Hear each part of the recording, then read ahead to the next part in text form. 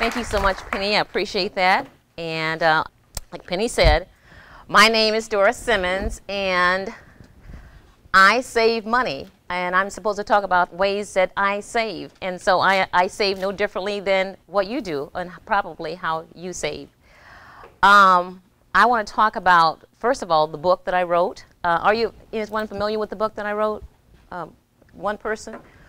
Well, back in 2003 or so, I wrote a book. This is, and all of you can write a book. I wrote this book, and it was a surprise for me to write this book. The reason that I wrote the book was because I kept telling my children, I have two daughters, Dawn and Raquel, and I like to say that they're doing okay. One's a chemical engineer for Caterpillar, and the other one's a financial analyst for 3M.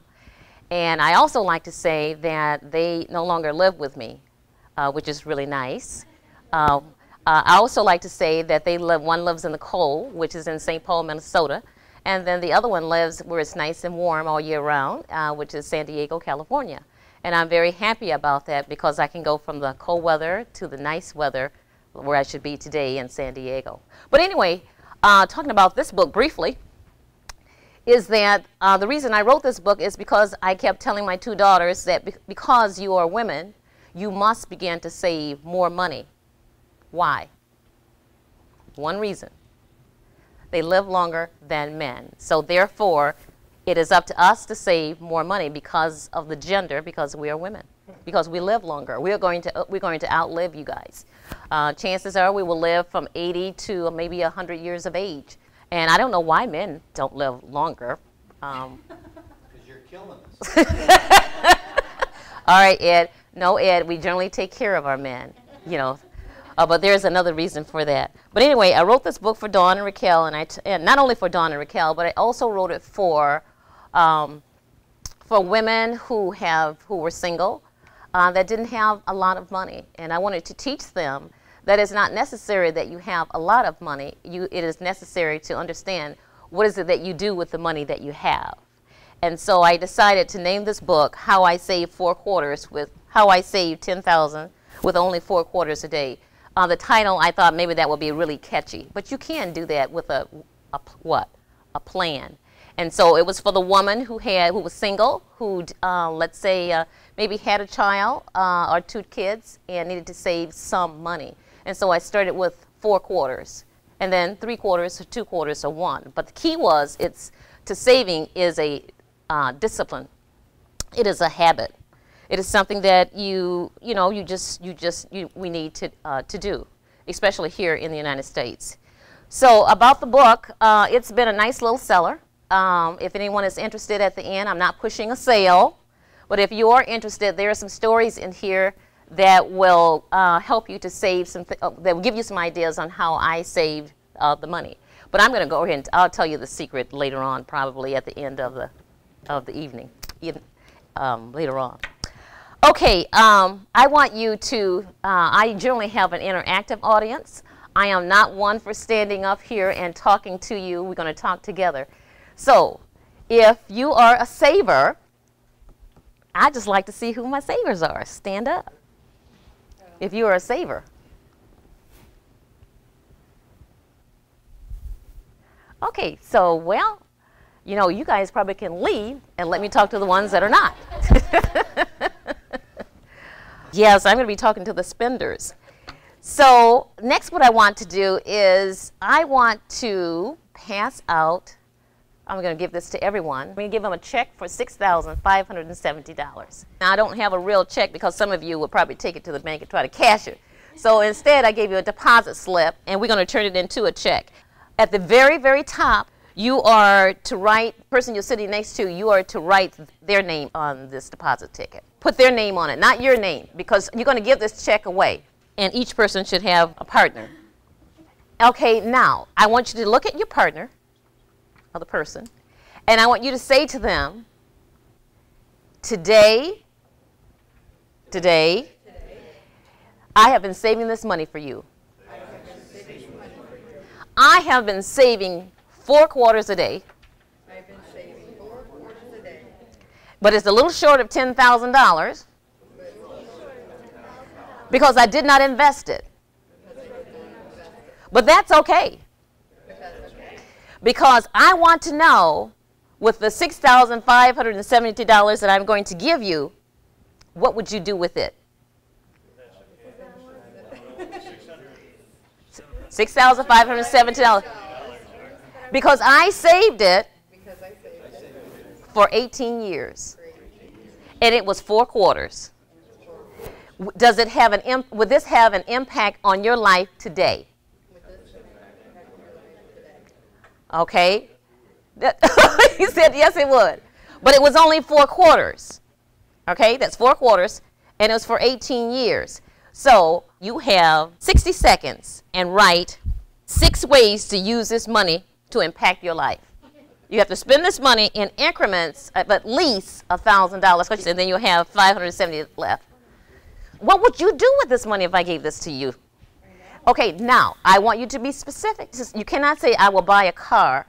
Be a little bit more specific, that I will purchase the car for my son, or I will pay for my mortgage. If I'm going to pay Silco, you have to exactly say that I will give Silco $3,000 of it, specifically.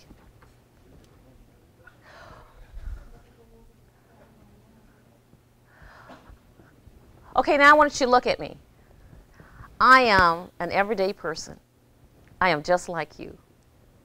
We all can save, and I save. It's not how much money you have. It's what you do with your money. Are you an impulsive buyer? Do you have to have this today? Did you plan for it? What is the key to success of saving?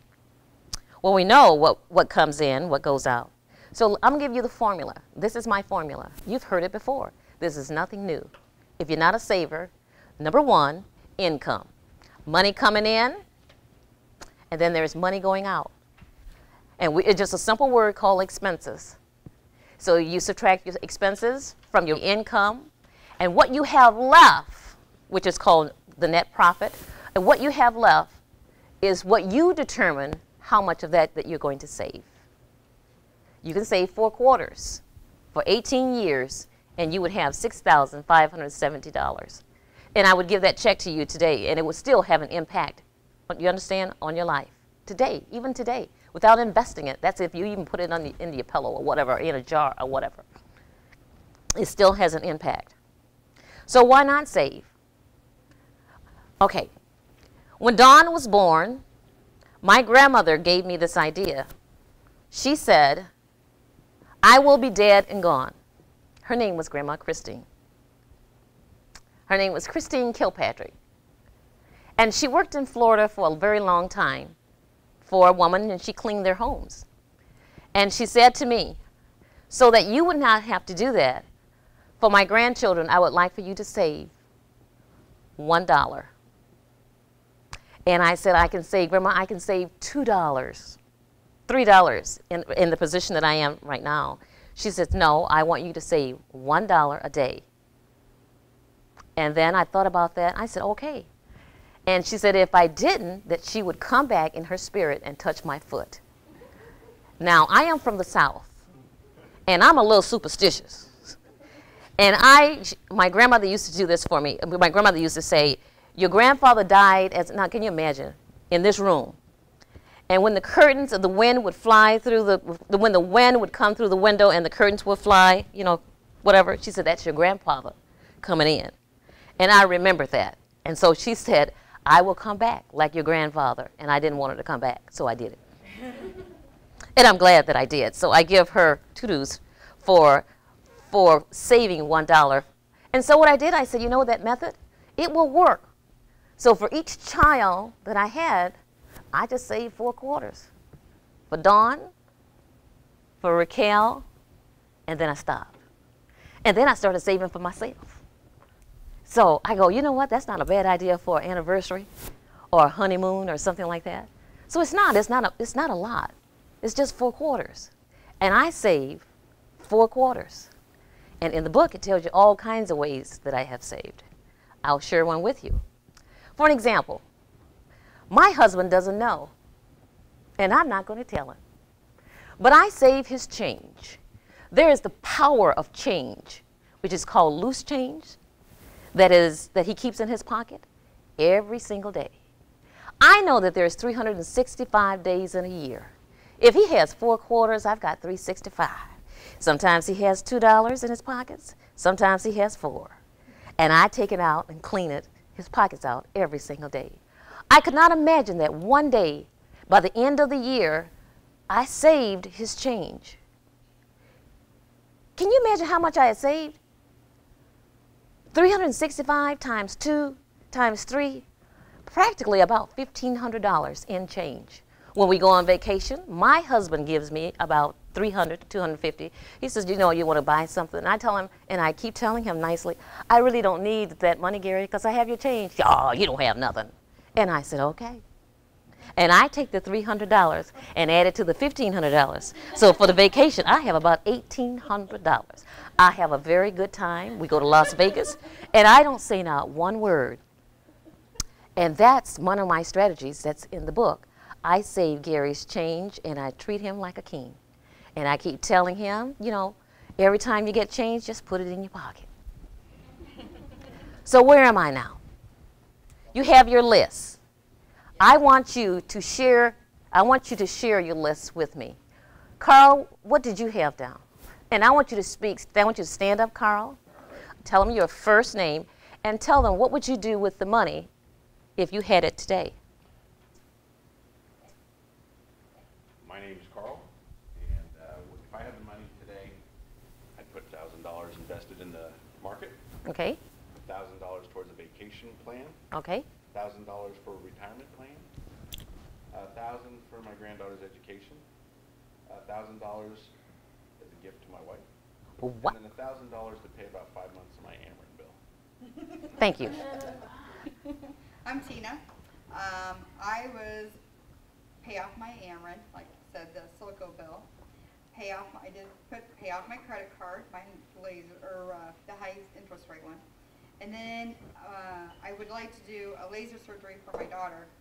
I had the laser surgery before, so she needs it. So laser surgery for my daughter. Okay.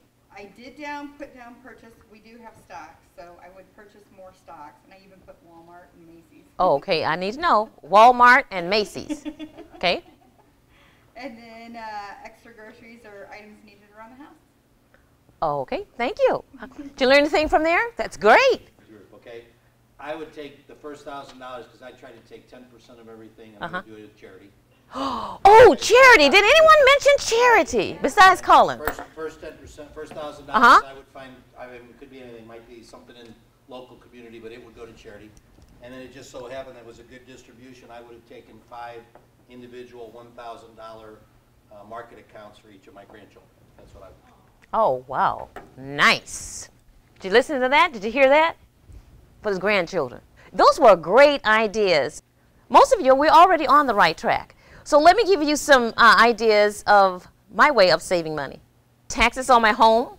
College education is out because my kids are already what? They've already graduated. Annual vacations outside the United States. I'm saving for Ireland right now. It's going to take me 3 years to get that goal accomplished. Mom and dad's funerals, because most of you don't think about that.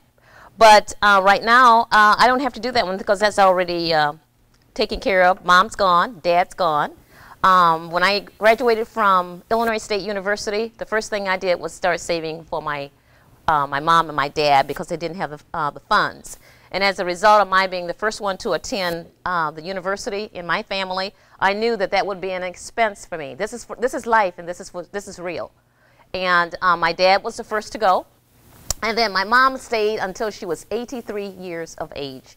And then January 2010 was when God took her home. And so I was in a position to help her with that funeral expenses. Coming from a family of 6, I was the only one that was able to help. So sometimes you have to kind of think about that if you're an only child or whatever. Those are things that will be coming up in life that you need to budget for. And I did budget for my family. I also budget to travel to, now not to be sad, but to travel to funerals in the future. I have family in various parts of the state. This is real life. Is when it's time to go, it's time to go. I do not want to take out a loan, but I place that money into an emergency fund So when it's time to catch that flight, I do not take the bus, nor do I take the train, I take the plane. And that's just and other family members can have their own choices. But that is for real, and I have family all over, and I'm able to go to funerals, and et cetera, et cetera. That's what I have to do. I'm getting older. I save money for long-term care. It's for real. If you don't, think about it, the older you are, the more expensive it is. The younger you are, the less expensive it is. But it's for real. I'm going to be living for hopefully some time, but I want to be able to live in a style in which I am accustomed. Health insurance supplemental, I'm not sure, but outside of my insurance, it may not pay much, but there's an opportunity that I may have cancer, etc. And so I have to make sure that is taken care of. There's so much to save for. Investments for old age, 80 to 100 years of age. I plan on staying around here for at least 100 years. You will see me for quite some time. I am taking care of myself. I exercise. I eat right. I force myself to eat right. Like the salad I had today, I just loved it. But I really wanted that steak. But anyway, and then my last goal is, prior to 70 years of age, I hope to have $200,000 of monies saved up that I can do whatever I want, whenever I want. If I want to fly to Costa Rica, I don't have to ask anyone, and I don't have to ask my husband. I just want to be in the position to be able to do that. Whatever your age is right now, I want you to write it down. Subtract the age that you wish to retire so that you can do the things that you really want to do. And then if you're going to retire at 55, how many more years before you retire? My goal was to retire at 55. 55 years of age, I reached that goal. I am retired from Illinois Central College. If your goal is to retire at 60, then how many more years you have to plan that and to save for that. That's a plan. Saving is, I always tell my children, saving is with a budget. I have lived using a budget method. It works. From the age of 18 years of age, I have budgeted my monies. And I've done okay. I'm not a multi-millionaire, but I have food, and I can send my kids to college, and I have food at the home, and I have a home, and etc. And that's because of a plan. And a plan is with a good budget. So I always analyze what is the remaining money that is left, and what am I going to do with this little pot of money. You can win the lottery and lose it the next day, or you can win what I always say, a person who have a lot of money win the lottery, they still can be poor the next day because they don't know what to do with the money. I always tell my kids, I will not leave you any money until I see what you do with your money. And I will take all my money and donate it to charity. And the reason for that, because if you can't handle your money, how in the world could you handle the money that that I'm going to leave you, as well as your father? You can't handle it. And so, like, my children would say, "Oh, I can handle $1 million." They can't handle $1 million because they can't handle $50,000. How can you handle $1 million or millions? Okay, that's how I run my household. Basically, if you need extra money, take the money that you have. Either partner with someone else who has money. Own your own company is one of the ways to build wealth. And found it out the hard way. If I known what I've known today, years ago, I would have started my own company. If you wanted to have more money, you must own your own company and to build wealth. You must become the president or the CEO of your own company. And so that's what I'm going to leave you with today. I've had fun. My time is up. Thank you so much.